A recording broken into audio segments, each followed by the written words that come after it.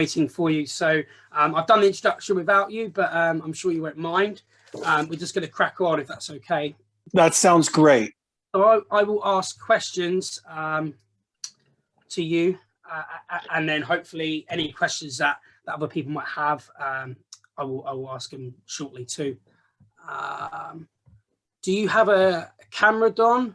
Or... Yeah, I'm trying to see. I'm on this other device, so I'm trying to. Oh, there we go. Okay. See you now.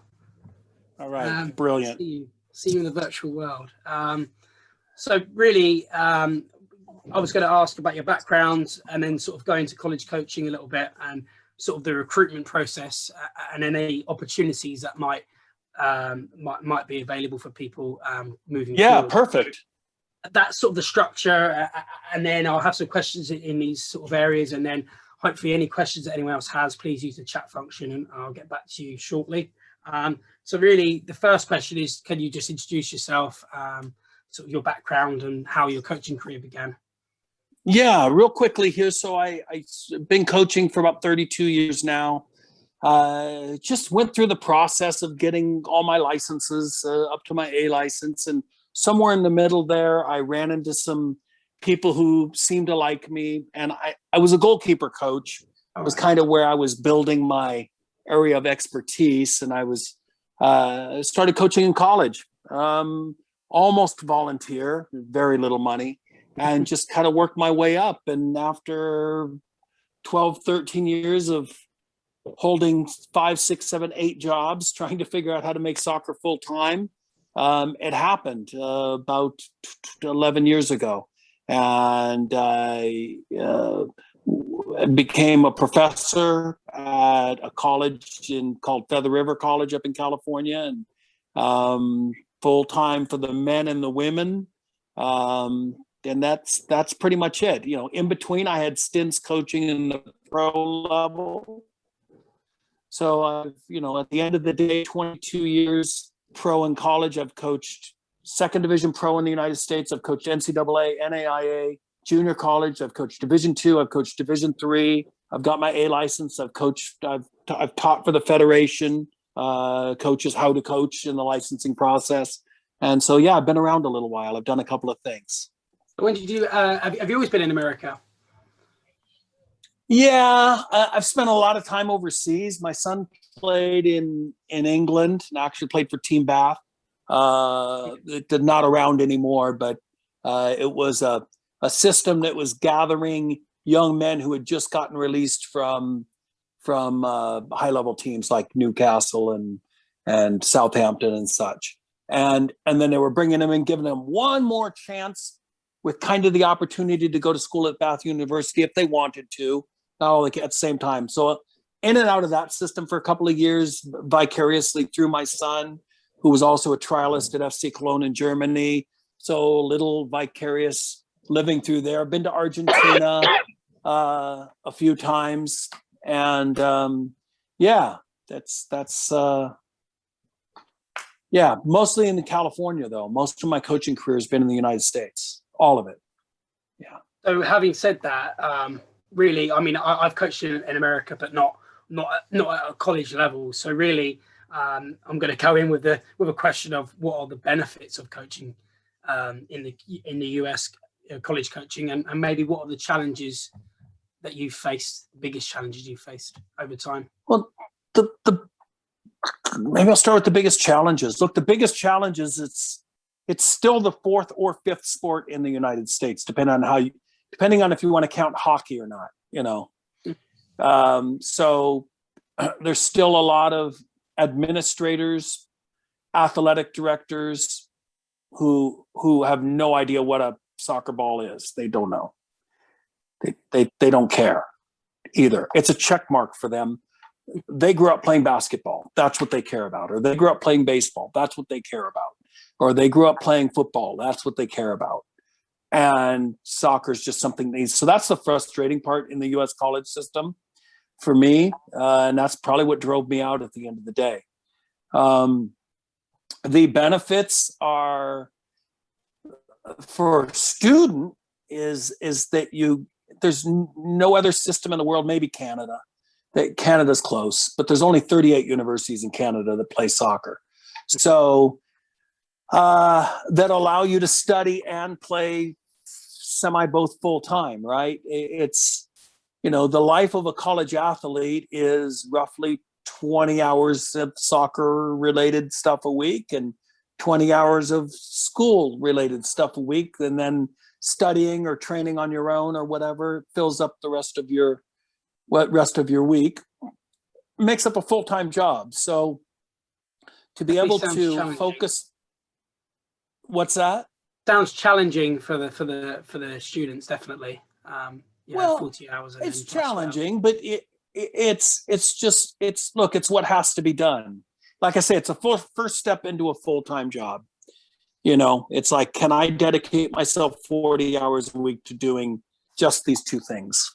So it's an advantage though, because in England, for example, there's just no way that that's happening. I mean, if you're going to go to, I don't know, Leeds Beckett, or you're going to some university over there, then your club is training at 10 in the morning. It's like, well, now how do I do that? I got to go to school.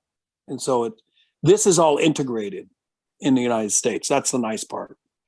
Everybody accommodates the athlete to allow them to miss school on Friday because they got to be on the road traveling, miss school on Thursday because they got to get on a plane and then play Friday, miss school, and then they aren't going to be back into class till Monday afternoon.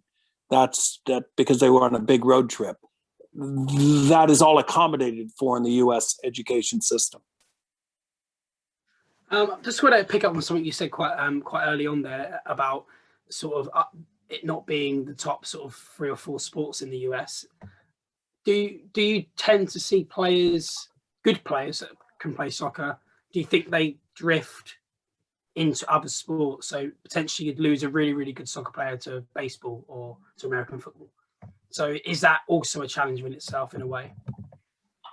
Well, yeah, it's a fun thing to think about. We talk about this amongst ourselves coaches, like what would happen if Kobe Bryant had decided that all he wanted to do was play soccer at 10 years old. That's all that he cared about. What would that have looked like? Or Michael Jordan, or, any of these other phenomenal athletes in all these other sports. What would that have looked like if they had said, this is all I want to do?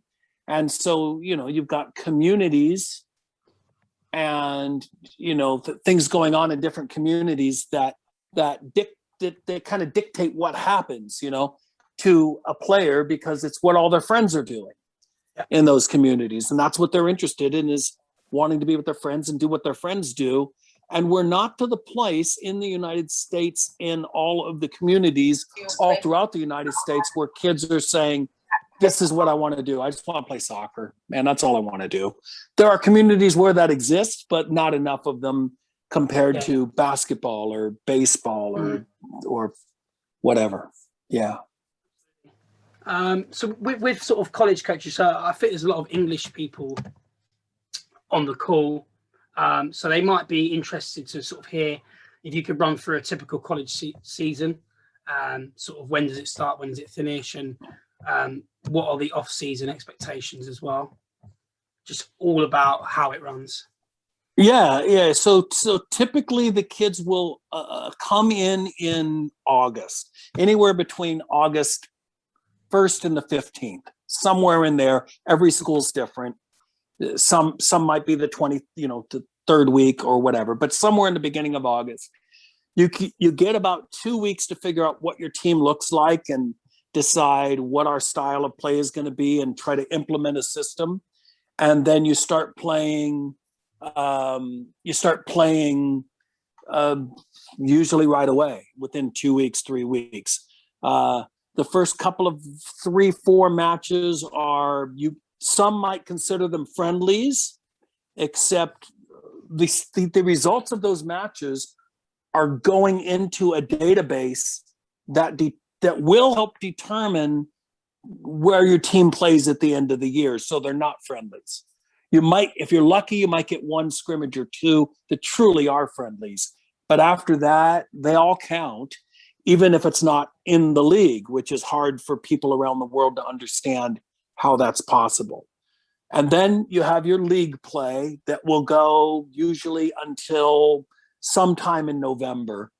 And then many, not every, but many leagues then will have a playoff where it's basically the top half of the league is in the playoffs and the bottom half is out. Usually the top 4 teams will play off. And then the winner of that goes to the NCAA or the NAIA tournament, national tournament, that starts out on like a regional level and then moves up to the nationals of the final 8 and the final 4 and the final 2. That finishes up in typically first week of December 5th, 6th, 7th, somewhere around there. When that's done, then players begin to depart for winter break. They take off anywhere between 3 weeks and 4 weeks, and then they report back in January. So that's typically what happens. And then the spring season, depending on your level, like Division I, they'll be in school for almost a month and not do anything with the team at all. Somewhere around the second or third week of school in January, the coaches will be allowed to work with up to 4 players at one time on something. So we would do individual skills work. We would bring the kids that needed to work on dribbling. We'd kind of work on them together. The kids that kind of needed to work on passing, we'd work on them together.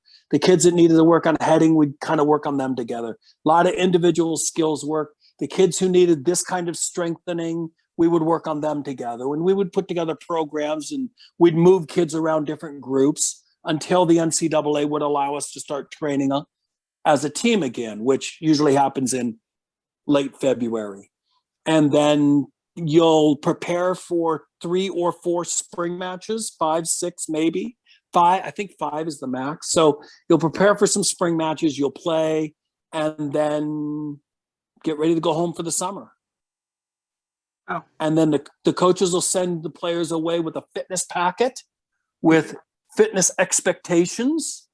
And each player will have an individual list typically of what they need to work on over the summer to have a better chance of being more successful in the fall. And then they come back in August and they do it all again. It seems quite stop-start, actually. You say there's a couple of games here and that sort of decides where you're going to be. And then you play some more games and then you have a break, then you play some more games. It kind of seems typically stop-start over the usual maybe season in England where we just play all the way through. That's not ideal. We know it's not ideal. You're trying to make the best out of a situation with players from overseas. Look, what typically happens is for the better players, they're with a club. I don't know, they're with Ipswich, right? And they're with Ipswich at 15 and 16 and 17. And about 17, the handwriting is on the wall that I'm not getting a pro contract. So what are my options? My options are, if I pass my A-levels, I go to university. If I'm on my B-Tech, I don't go to university. I start figuring out what I'm going to do. Look, I can sign on with some Northern Prem or Southern Prem team. That's fine. But fact is, if I'm not a league standout, then I'm not getting picked up anywhere. I bum around up and down and through a couple of these teams and, this team wants me for 3 weeks and then I'm out and then a month and then 2. And then by the time you're 26 years old, it's over and you go be a cab driver, and that was, pretty much what was happening to kids all over the world or a coach or whatever they do. And then, but the United States kind of offers like, oh no, I've got a degree. I can go get a real job. We've got kids that have, were B-Tech path kids. They were B-Tech. They were left behind. They were not going to university. Now they've got master's degrees. They're home and working with the master's degree. So it wasn't happening for them in England. Now it's happening for them because of their opportunities they took in the United States. And that's, I don't know. I don't see that as being a bad thing. I think the soccer part of it, our system sucks. I mean, it would be nice to play for 10 months, but it's not the way that it was designed. However, you can still play for 10 months a year. It's just not all with the same kids, all in the same place, because we also have summer leagues over here that thousands of college level kids are going in and playing in for June and July before they report back in August. So you can still, it's just a little stop start, as you said. But you know what? Look at it this way. When you look at Germany, they take off 6 weeks in the middle of winter. We don't complain about that. It's a stop start. We don't complain about that. We don't think there's anything wrong with that. But, the difference is Germany produces players and the U.S. doesn't at the same rate. I almost, in a way, think about the English system here, and sort of obviously with sort of players playing with different players isn't the worst thing in the world. I don't think. You almost, if you play with different players, then it might help you become a better player in the future. Having to play with different people under different coaches.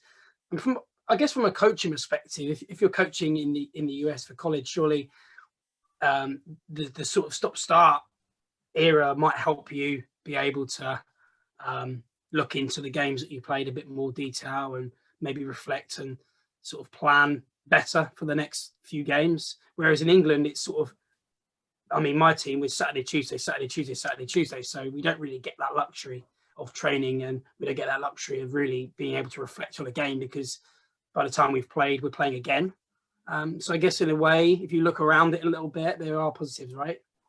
Well, one of your guys asked, so is winning more important than development? And it's like, it's senior level football. If the coach doesn't win, the coach gets fired. Okay. So of course, once you get to senior level football, winning matters everywhere in the world. Let's not pretend it doesn't. Once you hit 18, 19 years old, you're not a child anymore. It's like, if you don't have a certain level of skill set at 18 years old, you're probably not going to have it at 21 either. That's my guess. I've seen exceptions to that. I've seen kids get better, but I've never seen a kid go from I'm 18 years old and I can't kick a ball 10 yards to I'm 22 years old and I'm playing pro. It's like maybe it's happened. I've never seen it happen. And to your point, and to the question of your listener who asked that question, that's what the spring is for. The spring is there to allow you a period of time in which the results don't matter. They truly don't. Like in our spring games, we often will try to play teams at least at our level, oftentimes above our level, so that and then we will often play players who didn't get to play much in the fall, and we will work on them in the spring on certain things, whatever their weaknesses are, and then get to see them in these matches, test that out and see if they've got it or not, so that they know what they need to work on, all in preparation for sending them away in the summer to play with one of our summer leagues that we have, that not college related, by the way. They could be kids in college, out of college. That there's various acronyms of different leagues in the United States that play in the summer, but they can still work on their skills then and test it out. So you're giving a player January, February, March, April, May, June, July to fix what their issues were, and then come back in August and then test it out in August, September, October, November, December, those 5 months to really, really compete for a national championship. So it's a combination of the both. It's win at all costs in August through December, because if I don't win, I'll get fired. And then it's January through May that I can give the kid a little more individual love and a little more individual attention. Because look in August, September, if you're starting your season in 2 weeks, it's about team tactics. I don't have time to teach you to kick with your left foot. Don't have time for that. You can't figure it out on your own. You're going to have to figure that out in the spring. You should have come in with that skill set. Not my fault. I think you're good. I think you're fine. I think you've got attributes. Otherwise, I wouldn't have invited you here. But you need to go away and work on that. I'm not going to teach you how to do that. Like, I'll help you in the spring when I've got time. That's what I'll do for you. And it's a little bit cold, but it's a business. It's a multi-million-dollar business. I see that. I see the juggles there, definitely. I'm going to jump to a question in the chat that actually was my next question, to be fair. It says, what are the prerequisites to get into college coaching, whether as a head assistant or volunteer, and what advice would you give someone looking to get into the coach environment? Okay, let me address this from somebody not in the United States. Okay. First thing you have to say is, what am I bringing to the table that they don't already have? And the answer is usually not that much of a difference. Okay. The answer is, look, what we're going through at the United States Federation and our licensing is very similar to what the UEFA licenses are. There's not much of a difference. Okay. The pedagogy is pretty much the same. They ask, how much can you work on in soccer? Well, there's the technical, the tactical, the physical, the mental, psychosocial piece. Okay. Tell me what else there is to work on. I don't know. That's about it. And so, you know, we've got some very good college level coaches who know what they're doing. We've got very terrible college level coaches that don't know what they're doing. You've got very good Premier League coaches that know what they're doing. You've got very good Premier League coaches, but they kind of don't know what they're doing. They struggle all the time. You know, you've got that in every level all over the world. So you've got to bring something to the puzzle, a piece to the puzzle that's worth hiring. Second thing is what's it going to cost me to get you to work here? And if you don't have your work permit, I got to hire attorneys and try to make that happen. That might cost me $100,000 as a school. I'm not paying that, not for a coach. Why would I do that? This is in addition to his salary. I move his family over here. I got to figure out, no, it's not. It's too much. It's too much. So the first thing you need is a work permit. How do you get your work permit? You marry an American. That's the easiest way. You come to the United States as a student yourself and go through the system and get jobs and meet people and connect. And again, oftentimes marrying an American, that's the easiest way. But if not, you can, you can come in and you can go to grad school. That's like the easiest for a young coach. Go to grad school, become a grad assistant. You've already got your bachelor's degree, but you've got a coaching background. You apply for a grad assistant job. Grad assistant jobs range anywhere from, we'll pay you $1,000 a semester and that's it, to we'll pay for all your tuition, we'll pay for your housing, we'll pay for your food, and you'll get some money on top of that to live on, usually ranging between $5,000 and $10,000 a year.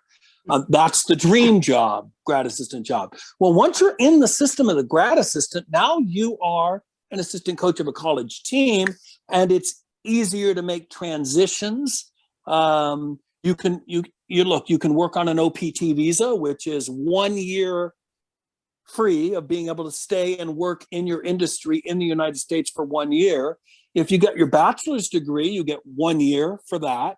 Then you get your master's degree, you get 1 year for that. Then you get your PhD, you get 1 year for that. So, you know, theoretically, a young man coming in as a freshman in college, a first-year student in college, could stay in the United States with no issues for 4, 5, 6, 7, 8, 9, 10, like 11 years. You know, if you can't figure out a way to work it out in the United States to stay here for 11 years and then get into coaching, that's 11 years. You're probably not figuring it out if you haven't figured it out in 11 years. So, you know, that's the easiest way to do it. You know, you've got to figure out a way to get over here and start working and prove to everybody in the government that you're not going to be a drain on society, that you're going to contribute, that there's a reason they should have you here. I mean, but look, it's no different. What if I go to you, hey, help me get a job in the Premier League, please? I think I'm a good coach. By the way, I know I'm a great goalkeeper coach. Can you talk, where do you live? Leeds? Can you go talk to Leeds, please, see if they'll hire me as a goalkeeper coach? And you go, that's stupid. That's never happening, Don. It's the same thing here. And because I get this question like all the time from people all over the world. I have an aunt who lives in Mississippi. I want to come to the United States and I want to coach. Can you help me? It's like, do you have a work permit? No, then I can't help you. Because there's nothing remarkable that says the United States that they should give you a work permit or to the school that they should hire you. Yeah. You know, but if you're already here, different story. It's easier. If I lived in England for 5 years,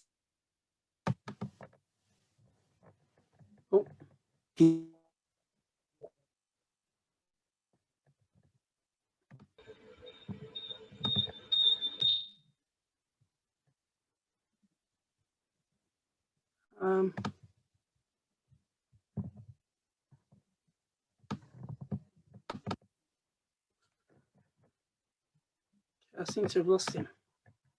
It'll be in, where is it, Kansas City this next year.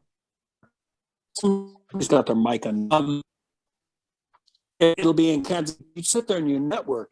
I've sat at a bar with guys watching them get college jobs, division jobs. By the way, I'm hiring an assistant. Would you be interested?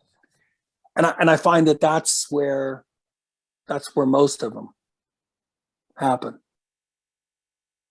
We lost you then for about 20 seconds. Oh, sorry. After, if I lived in England for 5 years, I lost you too. But anyway, we'll just move on. So the graduate assistant, sort of, how does that vary between a coaching assistant to a graduate? So what's the difference? Is there more to do? So you're the low man on the totem pole. So you're doing all of the stuff that the coaching staff doesn't want to do. Calling a hotel and making travel arrangements, making sure lunches are ordered for the kids when they're on the bus, looking through the thousands of really crappy pieces of video that we get as college coaches, kids that think that they're good, but they're not. You're doing all the things nobody wants to do. And you're studying full-time for your grad degree. You're studying full-time for your grad degree. So yeah, that's how it works. But you're on the website. You're part of the coaching staff. You're starting to build experience. You're starting to understand what goes on behind the scenes. It really is a fantastic opportunity to break into the coaching world. It's the best one that I can think of. Yeah, absolutely. So just, I know that you have another meeting and people have questions, and I have loads of questions. I think I'm good for like up until the hour. Yeah, absolutely. So I'll try and finish for then. So someone mentioned it up on the chat, but I'm gonna ask it as well. So in terms of sort of philosophies and game styles, I kind of wonder if this is a coach driven or it comes sort of from the college itself. So are there any colleges that try to play the same way over and over again, no matter what, or is it definitely college driven, coach driven? Sorry, definitely coach driven and conference driven. So, and when I say conference driven, look, there's conferences in this country that bypass the midfield. That's just the way they play. Mm-hmm. It started at one point, and they haven't been able to break out of it. And the top teams in that conference, they look for the biggest, fastest, most amazing athletes, and they stick them up front. And they got some really accurate long ball passers, and it looks like England in the 1960s and 70s. That was born out of a leather. Yeah. That was born out of a wet leather ball. I mean, that's the reason they played that way. It's because, like, yeah, good luck trying to control this thing on. But that's all changed now. But we haven't changed in certain conferences. Then there's other conferences in this country that are, the top four teams are very much beautiful football. It really play nice football. Look at that. There's a goal that 2 years ago Akron scored against Stanford. It was like 27 passes, and they weren't meaningless. They weren't just knocking the ball around. They were probing. They were trying to figure it out, and it led to a goal that won the game. And it's like, oh, beautiful football, beautiful probing in and out, trying to find the holes, trying to find the opportunities, and they were just patient, and they just moved the ball up. There's those conferences. So quite often, though, end of the day, driven by the coach, the style of the coach, the experience the coach has. Schools don't give a crap about soccer at the end of the day. And I know that sounds cynical, and it probably is a little too cynical, but at the end of the day, it's just not really the first thing on anybody's mind. At the biggest schools in the country that all of your people may have heard of, or the big states, it's American football that drives the biggest schools. That's what or basketball. That's what brings in the revenue. The big revenue, and that's what they care about. There are some schools in this country that the revenue from American football alone pays for all of the other athletic teams, all of them. It's that big. It's millions and millions of dollars. So soccer style, no. going to be coach driven, going to be conference driven. What are we going to have to do to get results? How do we adjust or adapt to get results? In terms of sessions, is it sort of a few a week? Is it depending on the games? Are there any slots for sort of the physiological side of the game? So maybe very periodized. The better schools in the country, they're going to periodize their week. So at the top levels in the country, the typical schedule is you play on a Friday and a Sunday, two different schools. So if you're on the road, then you might, you'll go to school A on Friday, you'll play them, you'll shower, you'll clean up, you'll get something to eat, you'll get in the vans, you'll drive to another location, check into another hotel or a bus or whatever, check into another hotel, and then play on the Sunday. And then, so Monday is usually an off day. It's a recovery day. Kids are into the trainer's office. Kids are in the ice baths. Kids are getting the massage or whatever, depending on the level school and what their facilities are. The kids who didn't play are on the field with the coaching staff, getting some fitness in because they didn't play at all. Tuesday, we start to get back together as a team. We talk about our opponents. We talk about what we saw, what we see, what we think. This is what we need to work on. So then you put into a plan to go at it on Wednesday. Wednesday's a day you can kind of go pretty hard and start to ramp it up, because Thursday, remember, it's got to be kind of lighter. It's got to be kind of usually a tactics day. Usually, like, we'll go over set plays. We'll go over here's where you should be when the ball is here type of defending shape or something if we had an issue with it. We'll go over all the basics, and we're either getting on a bus that night or hopping a plane that night to play on Friday, or we're at home on the week, in which case we're receiving people in on a Friday to play them again on Friday, and then it starts all over. So once your season starts, there's not a whole lot that you can do, but you're busy 5-6 days a week, periodizing towards where are we at in the season, so that when playoffs come at the end of November and December, you're at peak performance, theoretically. I see. I'm going to jump a little bit to player recruitment, if that's all right. I know that this is what you do. So really, I would be intrigued, as I'm sure the others would be intrigued, to know, in terms of overseas player development from the US, how does this work, and how does the players get placed at the colleges? So are the players placed at the right place for their development, is what I want to know as well. How do players get placed is the real question. Yeah. Okay. So a player getting themselves placed can happen, does happen. It's very difficult because there's 3,000, on the men's side, 1,300 on the women's side, 1,500 plus colleges in the United States. Where do I go? Where do I look? How do I do it? And then trying to stand out and get yourself noticed. A college coach is typically getting anywhere between, 100 and anywhere between 100 and 1,000 emails a week from kids all around the world, depending on the school. If it's Stanford, it's up more towards 1,000. If it's a small school I was at, it was like in the hundreds. And then you got to figure out how to get through that. And so it's hard to get noticed. Film is mandatory. So let's start there. Film is mandatory. Kids in England, we've often noticed, and we have to hold events to bring kids in. So like we'll play Salford City's youth team, and we'll bring our team in, and we'll play them against each other so that we can get it on film, so we can send that to college coaches, because they come to us with no film. It's like, oh no, my club doesn't film. We don't film. We don't have film. Well, then you're not getting placed. You have to have film. No college coach is flying over to England off of a player's email with no film. This is like not happening. And I don't care what level you played at. It's like, no, I need to see if it's worth me flying over there. And only the highest levels of schools in the United States can't afford to fly over there, by the way.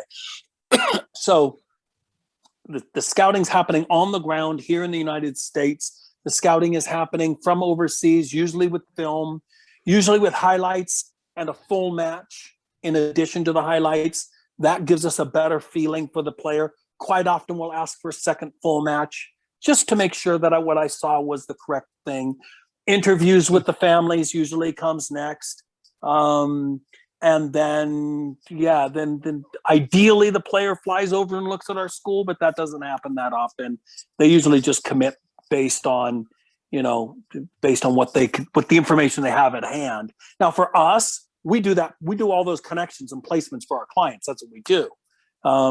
We connect them to the coaches. We guide them through the process. We advise them on which offers are better offers. We advise them on, most of the people that are listening from England have no idea where North Dakota is. And they don't know the difference between North Dakota and South Dakota. They don't know the difference between West Virginia and Virginia. They don't know the difference between Oregon and Idaho. We do. We live here. So it would be the same thing for me in England. I have no idea. Look, I've been to Bath. I've been to London. Ask me what Leeds is like or Newcastle. I have no idea. I've never been there. I have no idea. So it's the same thing, and it's a big country. So we kind of guide our kids through it. So there are agencies that do this. In England, it's confusing because there's like 80 agencies that do this. And which one?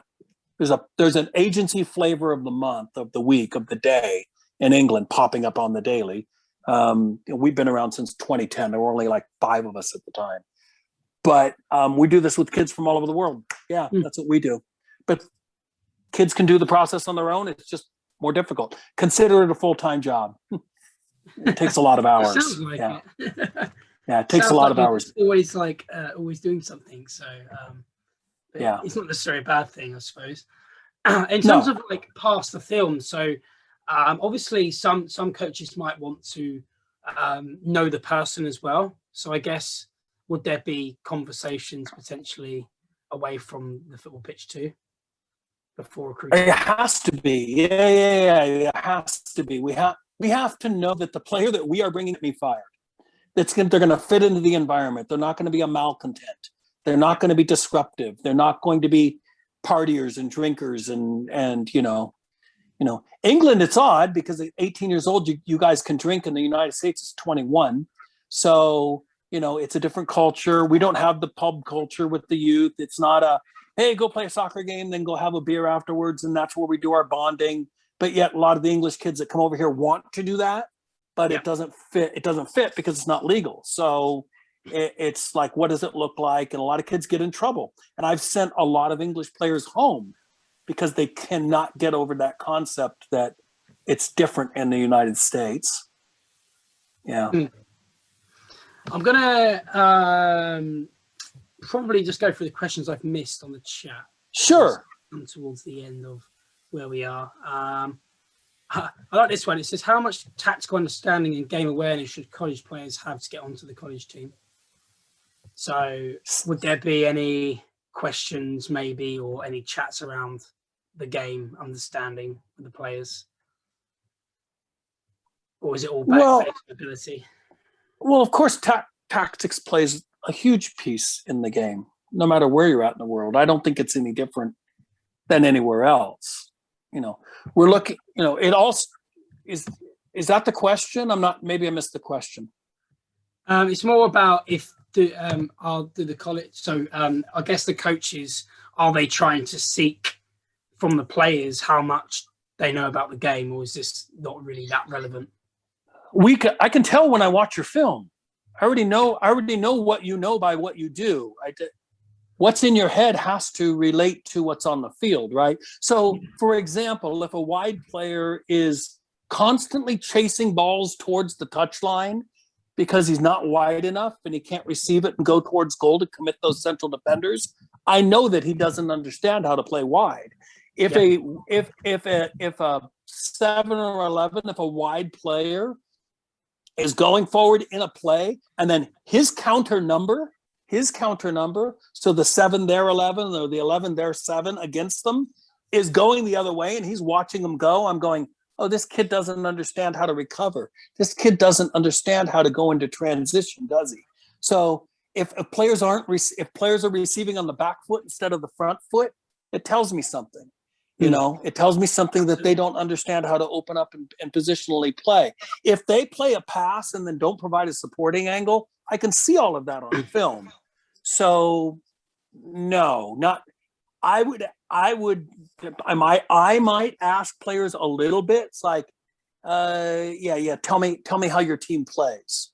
How does your team play? How do you play in your team? And then that gives me some insight to what the player says, as to what the player knows. That might go on a little bit. Sure, it depends on who the coach is. Depends on how experienced the coach is. There's another one about sort of getting a job itself in the US. So is a bachelor's degree mandatory, and in addition to your UEFA A/B license, or can the license suffice? So I guess it's not a huge deal if you don't have if you're going to study for a degree, I guess you'd get potentially a graduate system, right? So, but I guess you need to get into because I always felt when I was talking to people about that, you just need to get into the college coaching to then get up the ladder. So you just need to get into it first, right? Well, you have to have, in order to work in the university system, you have to minimum have a bachelor's degree. Yeah. Period. You're not getting into the US system without a bachelor's degree. And there are many universities that you're not getting into without a master's degree. Does it have to be a specific bachelor's degree? Does it have to be sport related? It depends on the school. It depends on, okay, so the reason that many jobs require a master's or a bachelor's degree that is specific is because you will end up also, as part of your duties, teaching in that area. So obviously, if I have a master's degree in English and a job is asking for somebody to teach kinesiology, I'm not getting that job because I don't have the right degree. But if I have a kinesiology degree and a master's degree in kinesiology, then that's good. And that's fine, right? So it depends. So if at some of the biggest universities in the country, which is usually not like the starting point, you got to work your way up there. They don't care if your bachelor's degree is in English or in sociology or in physiology or in kinesiology. They don't care. But that's it. Always prepare. If somebody's really preparing their career, I would recommend that they prepare for the broad. And then if it works out, you get down to the few narrow ones where it doesn't matter. That's great. You covered your bases. It's usually most guys are going to get their degree in something physical education, exercise, physical science, kinesiology. It's usually something in there.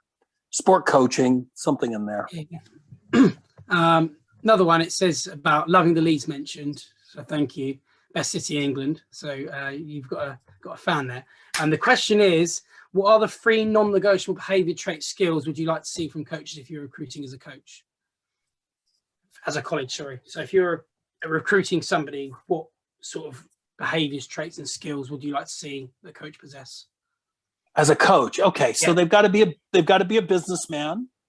They've got to be a salesman. They have to be good at marketing and sales.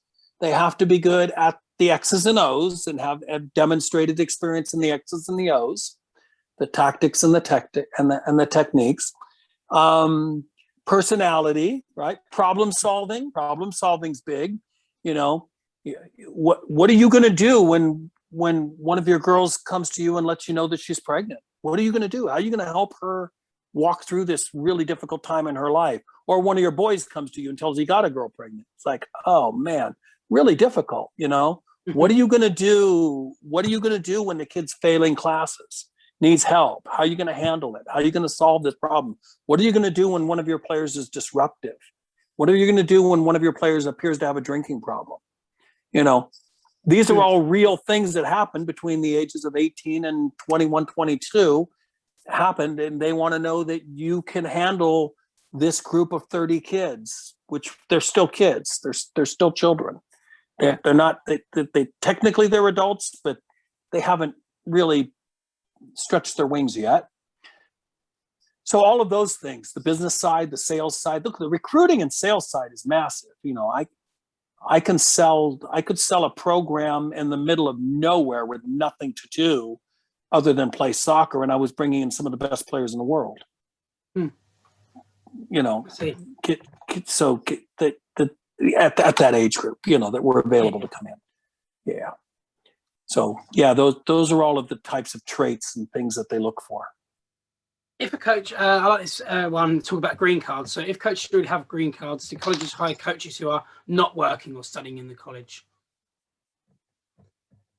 Say that again. So if they have green cards, do the colleges hire coaches who are not working and studying in the college? And if so, what would the salary range be?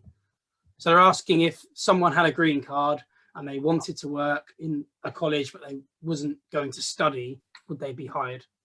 Oh, okay. Well, you're going to have to apply. Look, I lived in the United States. I had an A license. I had coached professionally. I had coached in college. It took me 280 applications to get my job that I wanted. Wow. I had job offers from schools that was like, no, I can't afford to live there. Not on that salary. And I don't want to live there for that salary.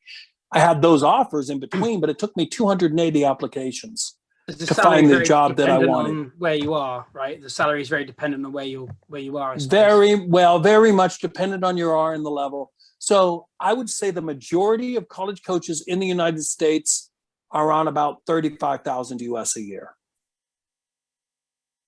The majority. If I take them all and I average them, some are on 12 to 15,000. Some are on 225,000. But if I average them all out, it's probably somewhere around 35, 40,000 a year. That's a big range. 50,000 would be a top. What's that? That's a very big range. No, it is. It is. No, I literally know coaches that are coaching in college on about 12,000 a year.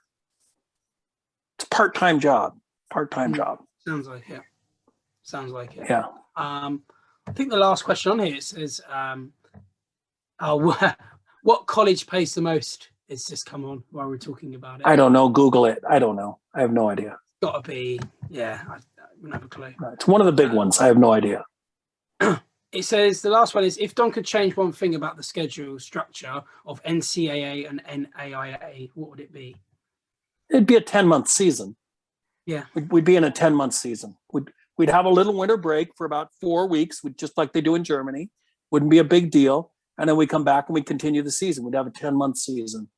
That would be my top of my wish list. I think we're running to a very, very close end, aren't we? By the looks of it. So I think we've run out of questions. You'll be pleased to know.